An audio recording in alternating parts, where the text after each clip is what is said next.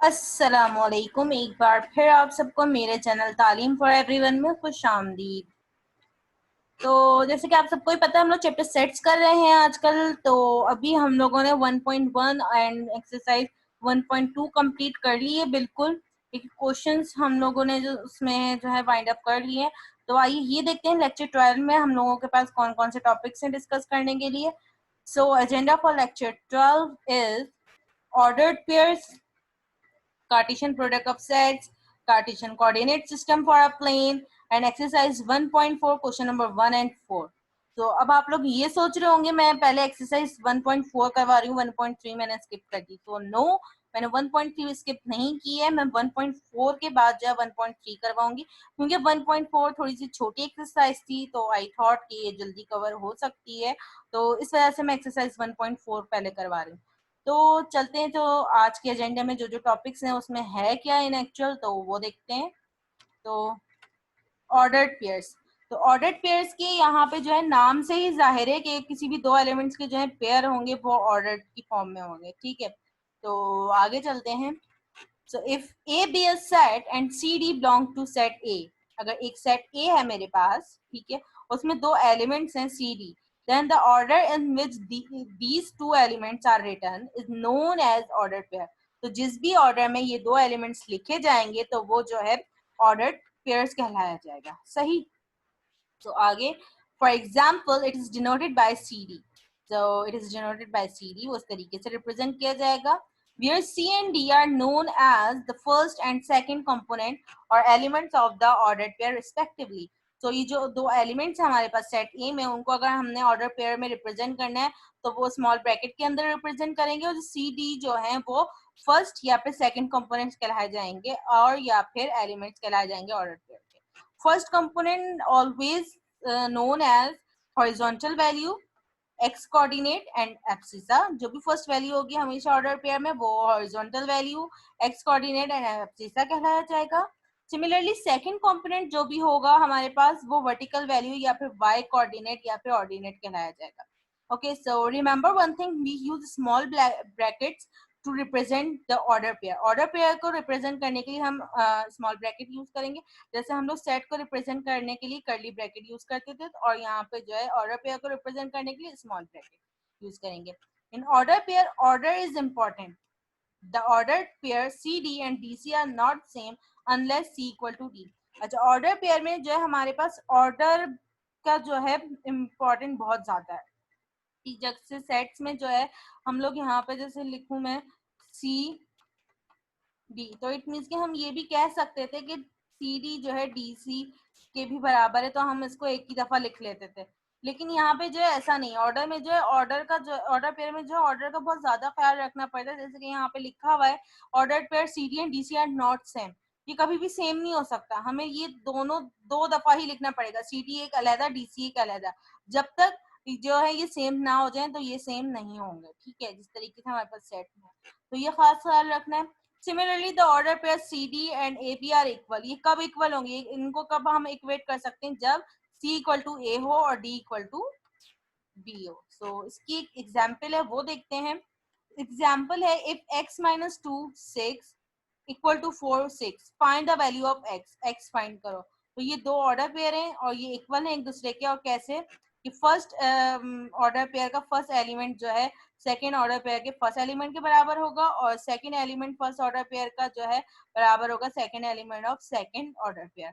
So according to the condition of equality of two order pair, condition of equality use करते हुए हमने ये देखा x माइनस टू किसके बराबर है 4 के, और x इक्वल टू 4 प्लस 2, तो minus two left hand side पे था तो राइट हैंड साइड पे जो आके वो प्लस 2 में हो गया, तो x equal to 6। Verification x minus two equal to 4, therefore x equal to 6, x की वैल्यू हमारे पास क्या है 6, तो 6 minus two equal to 4, 4 equal to 4, so that we can say that अब यहाँ पे हमने क्या किया x माइनस टू की जगह 4 प्लग किया, 4 6 इक्वल टू 4 6। तो इस तरीके से हम देखें फर्स्ट वैल्यू दोनों ऑर्डर सेट पेयर की जो है 4 है, और सेकंड वैल्यू जो है दोनों ऑर्डर पेयर की जो है 6 है। तो आई होप सो यहाँ तक जो है ये चीज आप लोगों को क्लियर हो गई होगी। आगे चलते हैं। Here the set CD and the order pair CD, अगर ऑर्डर पेयर हो CD उसमें ये एलिमेंट हो और सेट हो सेम, तो जो है ये सेम नहीं हो सकते, ठीक है। In the set the order in which the elements are listed are does not matter, the set C D equal to D C, जैसे मैंने यहाँ पे ये बताया। तो इट मीन्स कि किसी भी ऑर्डर में हम सेट को लिखें तो एलिमेंट्स लिखें, किसी भी सेट में एलिमेंट्स किसी भी ऑर्डर में लिखें तो वो जो है मैटर नहीं करता। तो इट मीन्स कि हम सी डी लिखें या डी सी लिखें, बात एक ही, बट एक टाइम लिखेंगे, बट ऑर्डर पेयर में हमें दोनों टाइम लिखना पड़ेगा, ठीक। तो नेक्स्ट पॉइंट है order pairs can have the same objects as first and second component as 1 1 2 2 4 4 but in a set an element is not repeated। ये हम लोगों ने ये चीज देखी थी, डिस्कस भी की थी कि सेट्स में जो है अगर सेम एलिमेंट्स हैं और वो हमें नए सेट में कॉपी करने हैं तो वो एक ही एलिमेंट एक वक्त में रिपीट होगा। इट मीन्स कि अगर 3 दो दफा है किसी दो सेट में, अगर हम यूनियन फाइंड आउट कर रहे हैं तो 3 एक ही दफा रिपीट होगा, दो दफा हम एक ही दफा कॉपी करेंगे, दो दफा हम रिपीट नहीं कर सकते, ठीक। बट यहाँ पे ऑर्डर पेयर में क्या है, उसका बिल्कुल अपोजिट है, हम one one same elements copy कर सकते हैं, ठीक है। तो आई होप सो कि यहाँ तक ये ऑर्डर पेयर होता क्या है तो ये चीज समझ में आ गई होगी, difference between order pair and set ये भी समझ में आ गया होगा। आगे चलते हैं। सो कार्टेशियन प्रोडक्ट ऑफ सेट्स, तो प्रोडक्ट के नेम से ही जाहिर है आपको कि दो सेट का प्रोडक्ट लेना होगा हमें यहाँ पे। जैसे कि अभी तक हम लोगों ने यूनियन पढ़ा, इंटरसेक्शन पढ़ा, सिमेट्रिक डिफरेंस पढ़ा, और इसके अलावा जो है कॉम्प्लीमेंट का जो है रूल हमने सीखा था। तो जैसे वो हमने वहां पे किया था, वहां पे कुछ ऑपरेशन है, तो सिमिलरली यहाँ पे ये कार्टेशियन प्रोडक्ट भी एक और ऑपरेशन है, तो देखते हैं कि इसमें है क्या। So the Cartesian of two sets A and B, or you can say the Cartesian product of two sets A and B is denoted by A cross B, and it is defined as follow: A cross B is a set of order pair having element A B such that A belongs to A and B belongs to B। अब इसके जो है cross product आया कैसे, similar बिल्कुल इसी तरीके से कि एक सेट A होगा जिसका एलिमेंट A है और एक सेट B होगा जिसका एलिमेंट B है, इन दोनों का प्रोडक्ट कैसे लिया, इस फॉर्म में लिया, ठीक है। तो अगर हम ये ऑर्डर पेयर लिखें इसमें और उनको कर्ली ब्रैकेट में क्लोज कर दें तो वो जो है कार्टेशियन प्रोडक्ट कहलाए जाएंगे किसी भी दो सेट के। लेट सपोज यहाँ पे लिख लेते हैं कि एक सेट ए है उसमें एलिमेंट ए है, सिमिलरली एक सेट बी है जिसमें एलिमेंट बी है, सही है। तो हमें किस तरीके से इसमें लिखना है कि ए क्रॉस बी फाइंड करो। ए क्रॉस बी फाइंड करने के लिए हम इसको ऑर्डर पेयर क्या हो गया इसका ए बी, बट ये अभी भी कंप्लीट सेट नहीं होगा जब तक हम इस ऑर्डर पेयर को कर्ली ब्रैकेट में क्लोज ना कर दें। तो ये अब जाकर Cartesian product of sets A and B कहलाया जाएगा। क्लियर, आगे चलते हैं। For example if A equal to 1 2 3 and B equal to A B, अभी तक हमारे पास क्या थे, वन वन एलिमेंट थे, अब यहाँ पे एलिमेंट्स इंक्रीज हो गए हैं। ए के एलिमेंट 3 है, 1 2 3 है, बी के 2 है, A B, then A cross B find करो, ए क्रॉस बी। तो अब यहाँ पे कैसे करेंगे, स्टेप बाय स्टेप चलना है कि पहले फर्स्ट एलिमेंट या फर्स्ट सेट से उसके पेयर बनाने बी सेट के तमाम एलिमेंट के साथ, फिर then second element first set का लिया, पिक किया, फिर उसके पेयर बनाने सेकंड सेट के तमाम एलिमेंट्स के साथ, सिमिलरली 3 के। तो 1 को पहले कांस्टेंट रखा, 1a 1b 2a 2b 3a 3b, ये तमाम ऑर्डर पेयर्स बना लिया और उसके बाद इनको हमने कर्ली ब्रैकेट में बंद कर दिया ताकि ये सेट्स को, न्यू सेट्स को जो है रिप्रेजेंट कर सके। अब अगर देखा जाए इस कर्ली ब्रैकेट में ये डिफरेंट ऑर्डर्स हैं, तो इट मींस कि ये इस Cartesian product of two sets के एलिमेंट्स हैं, elements in the form of order pair or order pair in the form of elements। okay, so remarks कुछ नोट है ये यहाँ पे, if either a और b is empty, अगर a b जो है कोई भी एक सेट जो है empty हो, then a cross b, तो दो सेट का कार्टेशियन प्रोडक्ट क्या होगा, हमेशा null सेट ही होगा। so it means that Cartesian product is defined only for two non empty sets। तो कार्टेशियन प्रोडक्ट किसी भी सेट्स का कब एप्लीकेबल होगा, जब दो नॉन एम्प्टी सेट्स हो हमारे पास। A cross B is not equal to B cross है, ए क्रॉस बी कभी भी बी क्रॉस ए के बराबर नहीं हो सकता until and unless A equal to B, means कि कोई दो सेम सेट ना हो हमारे पास, या यूं बोले ए इक्वल टू बी या बी इक्वल टू ए ना हो। So if the number of elements in set A and B are m and n respectively, अगर एक सेट a है और b है, उनके एलिमेंट्स क्या, नंबर ऑफ एलिमेंट्स m और n है, then the number of elements in a cross b, तो a क्रॉस b में हमारे पास कितने नंबर ऑफ एलिमेंट्स होंगे, m into n। Let suppose a number of cardinals in a is 3 and number of cardinals in b is 2, the number of cardinals of a cross b is equal to 3 into 2 6। तो ए cross B में अगर number of cardinals देखें या number of order pair देखें कितने 1 2 3 4 5 6। तो I hope so ये चीज भी आप लोगों को क्लियर होगी। आगे चलते हैं। Number line representation review. ये कॉमन नंबर सिस्टम में जैसे हम लोगों ने ये नंबर लाइन रिप्रेजेंटेशन की थी, तो इसको एक थोड़ा सा रिव्यू करते हैं, फिर इससे आगे जो है एक टॉपिक कवर करेंगे, वो इसी से रिलेटेड होगा थोड़ा सा। तो अगर मैं यहाँ पे देखूँ, हम मेरे पास 0 ये ओरिजिन है, ठीक है, और ओरिजिन के राइट हैंड साइड पे जितनी वैल्यूज देखूं, एक्स एक्सिस, ये एक्स एक्सिस हॉरिजॉन्टल वैल्यू है, एक्सिस है ना, तो ये एक्स एक्सिस होगा, ये पॉजिटिव। तो राइट हैंड साइड पे जितनी वैल्यू देखूं ओरिजिन के, वो पॉजिटिव नंबर, इट मींस के पॉजिटिव एक्स। और सिमिलरली अगर लेफ्ट हैंड साइड पे जितनी वैल्यू देखूं वो नेगेटिव डायरेक्शन में जा रही है, नेगेटिव नंबर्स हैं, तो इट मींस के नेगेटिव एक्स। तो आई होप सो ये चीज क्लियर होगी। अब आगे चलते हैं, इसी को फर्दर जो है स्टडी करते हैं। Cartesian coordinate system for a plane. Cartesian coordinate system for a plane. तो अभी तक हम लोगों ने जो भी ऑर्डर्ड पेयर देखे या कार्टेशियन प्रोडक्ट देखा किसी भी दो सेट्स के, वो मैथमेटिकली देखा। अब इसको जो है हम ग्राफिकली कैसे देख सकते हैं, ये देखना है। तो ऑर्डर पेयर और Cartesian product of set is used to locate locate the certain point on coordinate plane और एक्स वाई प्लेन। जो भी अभी ये तक हमने मैथमेटिकली डिस्कस किया ऑर्डर्ड पेयर या Cartesian product of any two set, तो उनके कुछ पॉइंट्स हैं जो कि हम कोऑर्डिनेट प्लेन या फिर जो है एक्स वाई प्लेन पे लोकेट कर सकते हैं। कैसे, वो अभी हम देखते हैं। तो इस तरीके का ये जो है हमारे पास एक्स वाई प्लेन होगा। हॉरिजॉन्टल तो जो है हमने देख लिया था एक्सिस, ठीक है, हॉरिजॉन्टल एक्सिस देख लिया था। अब ये जो है वर्टिकल एक्सिस का भी यहाँ पे जो है इजाफा हो गया, ठीक। So horizontal value is known as x coordinate and vertical value is known as y coordinate and ordinate, ठीक है। Next, in this system two lines are selected such that one is horizontal and other is vertical. तो इस system में, इस x y plane system में क्या होता है कि दो लाइंस सिलेक्ट की जाती हैं, एक हॉरिजॉन्टल होती है और एक वर्टिकल होती है। Their point of intersection is called as origin. जिस पॉइंट पे ये दोनों लाइन आके मीट करती हैं, इंटरसेक्ट करती हैं, तो वो ओरिजिन कहलाया जाता है, ठीक है। और ओरिजिन हैज कोऑर्डिनेट। अभी तक हमने जो है ऑर्डर पेयर देखा, उनके कुछ ना कुछ कोऑर्डिनेट्स होते हैं, लाइक 1 2 3 4 1A या 2A, इस तरीके से, ठीक है। अगर कोई हमारे पास ओरिजिन है, ओरिजिन के कोऑर्डिनेट्स हमें डिफाइन करने हैं, तो ओरिजिन के कोऑर्डिनेट्स क्या होंगे, वो 0 0 होंगे। Clear.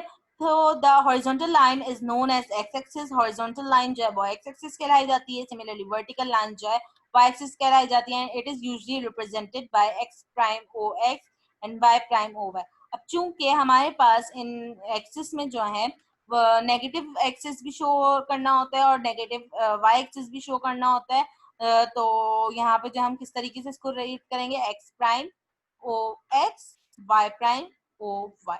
The plane in which these axes is usually represented called as xy plane or Cartesian plane. और जिस प्लेन में ये एक्सिस हम लोग रिप्रेजेंट करें तो वो एक्स वाई प्लेन कहा जाता है या फिर कार्टेशियन प्लेन कहा जाता है, ठीक। तो next, a specified distance on these axes are taken as a unit in terms of which the distance of points from these axes are measured.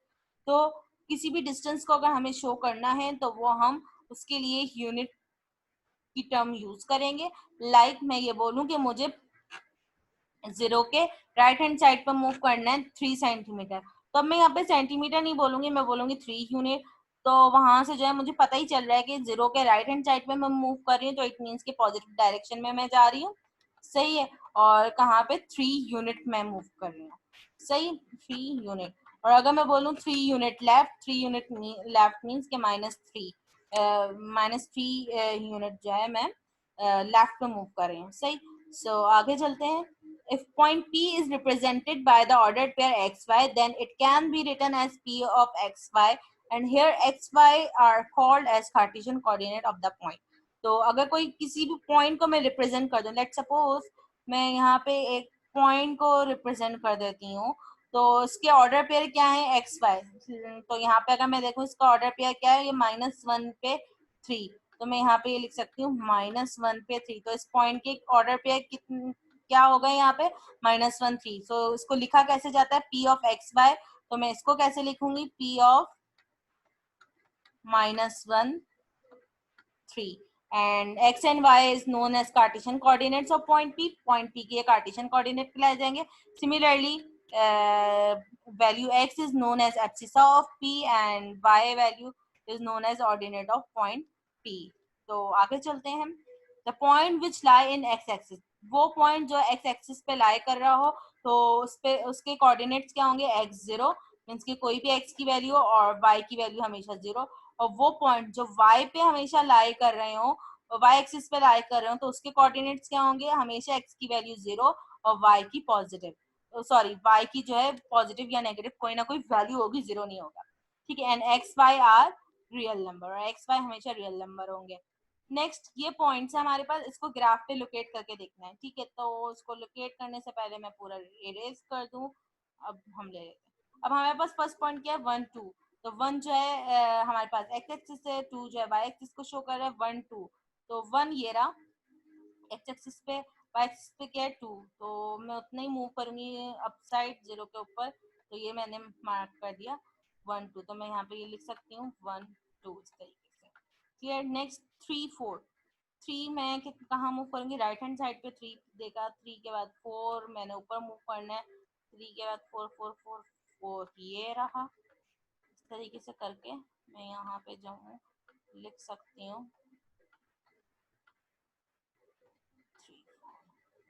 -2 1 -2 Y x axis पे है तो -2 ये रहा.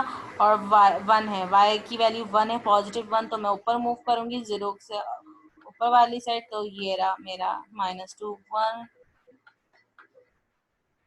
-2 1. नेक्स्ट है 0 3.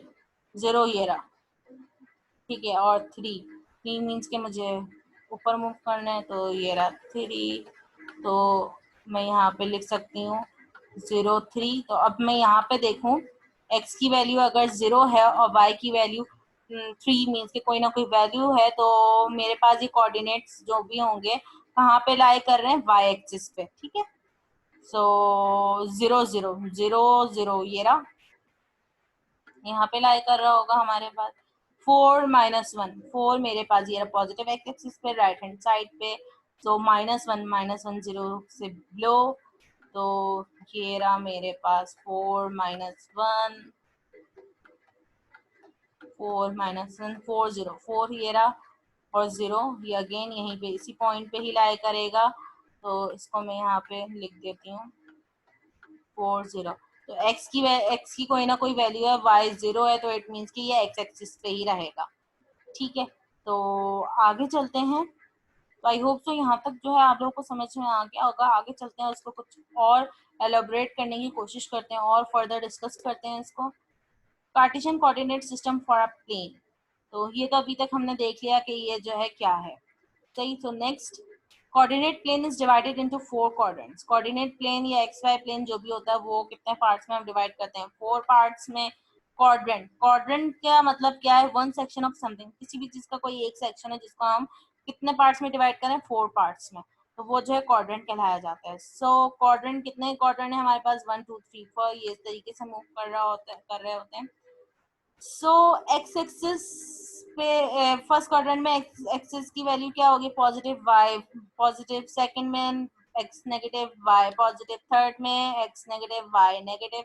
एंड सिमिलरली फोर्थ क्वाड्रेंट में X positive and Y negative. तो I hope so यहाँ तक आप लोगों को जो है क्लियर हो गया होगा. आगे चलते हैं exercise 1.4. So write the quadrants in which the following points are located.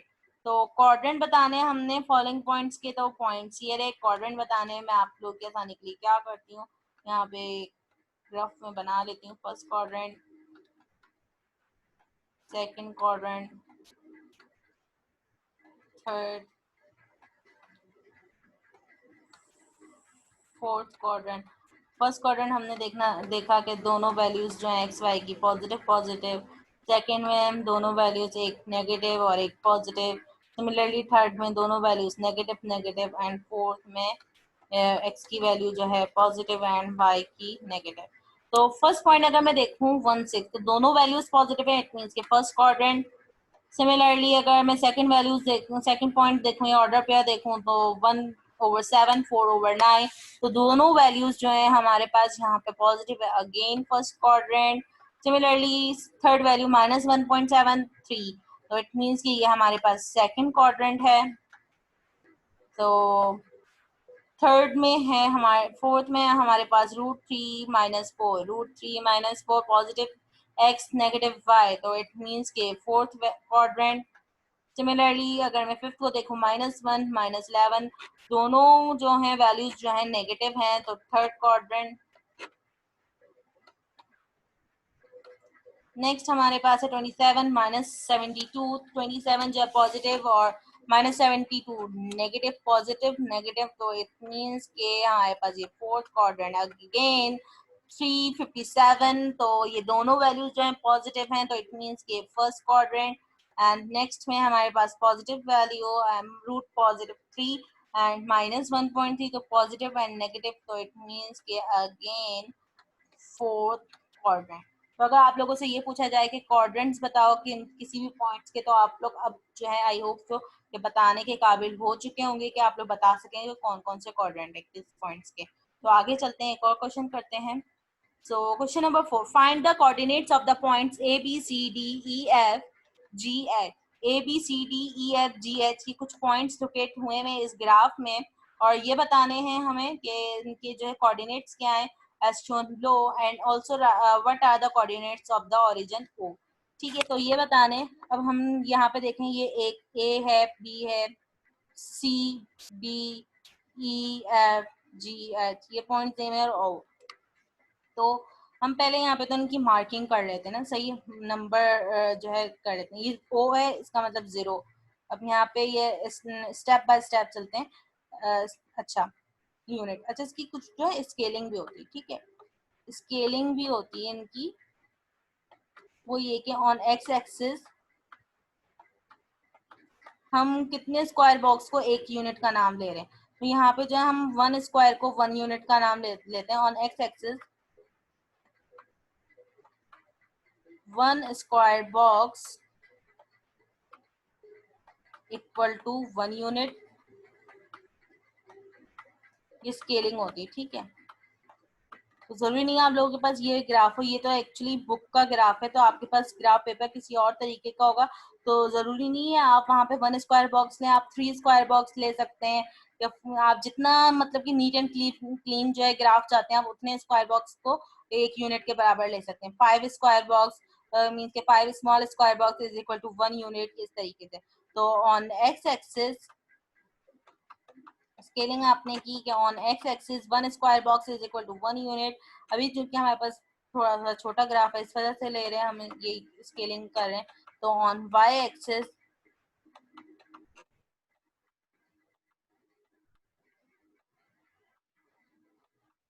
One square box again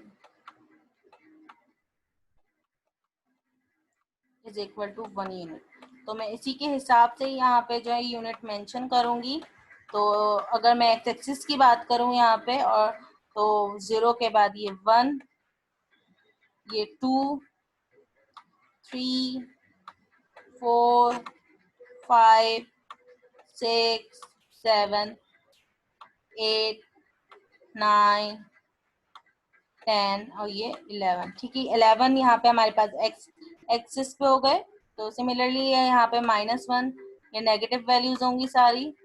क्योंकि मैं ज्यादा भी इस पे लिख नहीं सकती, ऑलरेडी पिक्चर जो है बहुत ज्यादा कंजेस्टेड है इस वजह से, और ये पॉजिटिव एक्स एक्सिस है, ठीक है। तो ये -1, -2, -3, -4, -5, -6, -7, -8, -9, -10, -11।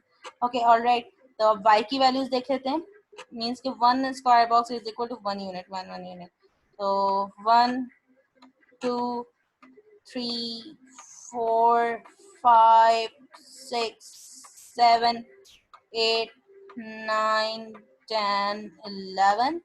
Similarly, 1, 2, 3, 4, 5, 6, 7, 8, 9, 10, 11। तो ये जो एक्स्ट्रा अभी मार्क लग गया है, मैं इसको कर देती हूँ रिमूव। हो गया रिमूव। तो अब चलते हैं। अब इनके वन बाय वन जो है इनके कोऑर्डिनेट्स लिखते हैं इन तमाम पॉइंट्स के। ए, तो ए कहाँ लोकेट हुआ है? यहाँ पे अगर देखें, मैं कलर चेंज कर लेती हूँ, कोई और पेन का जो है कलर कोई और ले लेती हूँ ताकि आप लोगों को इजीली जो है समझ में आ रहा हो। तो अब मैं देखूँ, ये रहा मेरे पास ए, ठीक है, ए यहाँ पे। तो अब मैं रीड करना शुरू करूँ यहाँ से, तो ये -1, -2, -3, -4, -5, -6, -7, -8, -9, -10। तो -10 पे ए मूव कर रहा है कितना? तो एक्स एक्सिस पे तो हो गया -10, ठीक है, यहाँ पे ये पॉइंट, ठीक है, यहाँ -10। तो ये कितना है? 1 2 3 4 5 6 7 8 9 10 11। तो 11 है, तो -10 एंड 11। तो इट मीन्स कि मैं यहाँ पे ये लिख सकती हूँ, ये जो है क्या है? -10 -11। तो आई होप सो ये चीज आप लोगों को क्लियर हो गई होगी। आगे चलते हैं, बी को जो है लोकेट करते हैं। तो ए का पॉइंट हमने देख लिया, बी का है, बी ये रहा। तो -1 -2 -3 -4 -5 -6 -7। तो -7 पे बी हमारे पास यहाँ पे है, तो -7, और ये जो है यहाँ पे, ठीक है। तो ये कौन सा है? वाई एक्सिस पे 1 2 3 4 5 6, 1 2 3 4 5 6, 1 2 3 4 5 6 7। तो -7 -7 एंड 6, ठीक है। एक दफा और देख लेते हैं, -1 -2 -3 -4 -5 -6 -7। -7 लिखा, देन y एक्सिस पे 1 2 3 4 5 6। तो b के कोऑर्डिनेट्स क्या है? b -7 -6। तो आई होप सो ये चीज क्लियर हो गई होगी आप लोगों को। नाउ हम देखते हैं c। तो जो जो कोऑर्डिनेट्स आते जाएं वो लिखते जाएंगे अब, ठीक है। सी सी ये रहा। अगर मैं यहाँ पे देखूँ, -1 -2 -3 -4 -5 -6 -7 -8, तो ये -8 पे है। और y की वैल्यू क्या है मेरे पास? ये भी देख लेते हैं। -1 -8 पे था ये मैंने यहाँ पे लिखा -8 पे। नाउ y की वैल्यू अब ये नीचे की तरफ है, तो 0 -1 -2 -3 -4 -5 -6 -7। तो -7।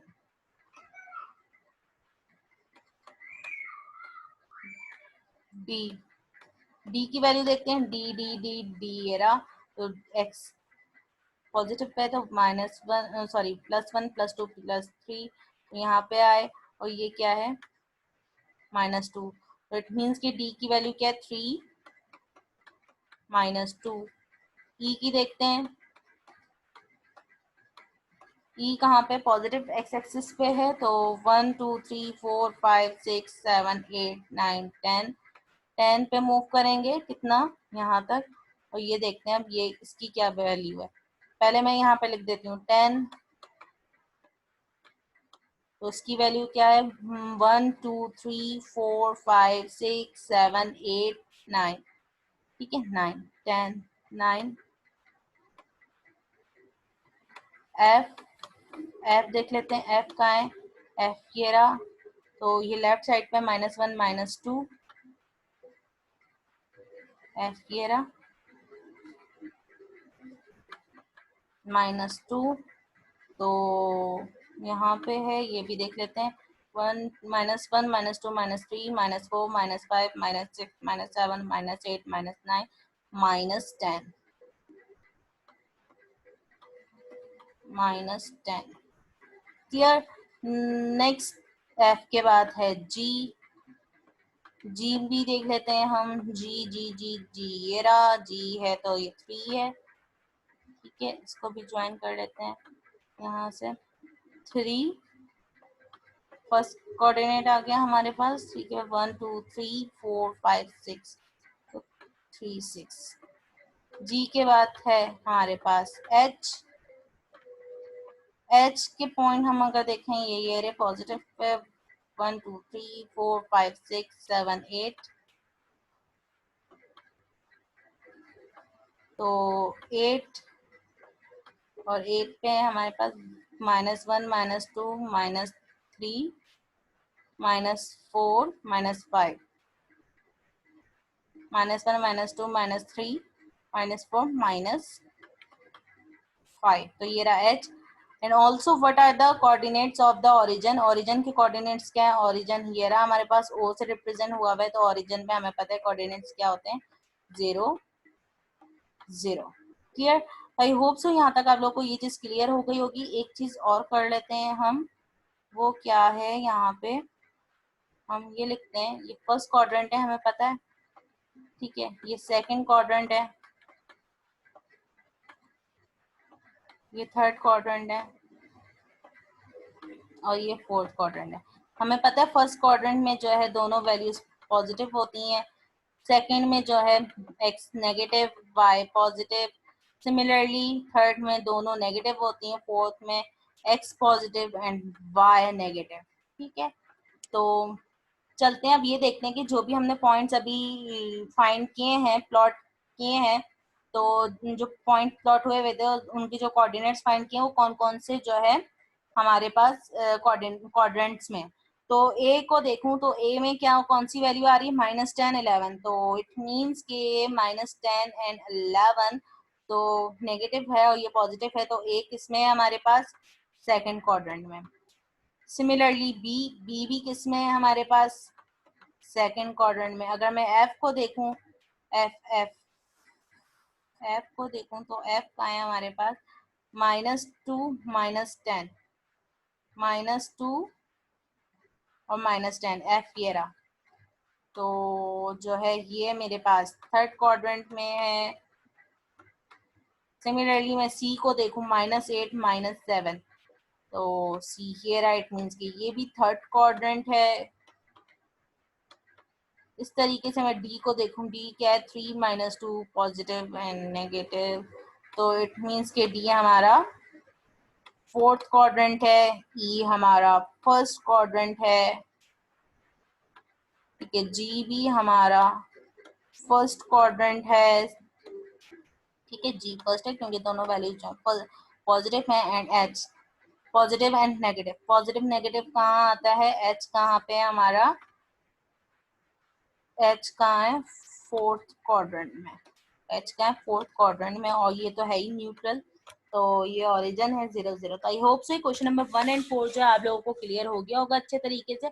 हम लोग नेक्स्ट लेक्चर में जो है ये देखेंगे कि क्वेश्चन 3 एंड 2 को किस तरीके से सॉल्व करना है, उसको कवर करेंगे। तो आई होप सो यहाँ तक जितनी भी चीजें हम लोगों ने की आप लोगों को समझ में आई होगी, और अगर किसी को कोई प्रॉब्लम हो तो वो मुझसे कमेंट्स में पूछ सकता है।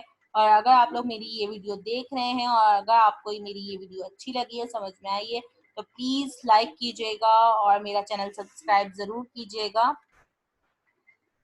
Thank you for watching.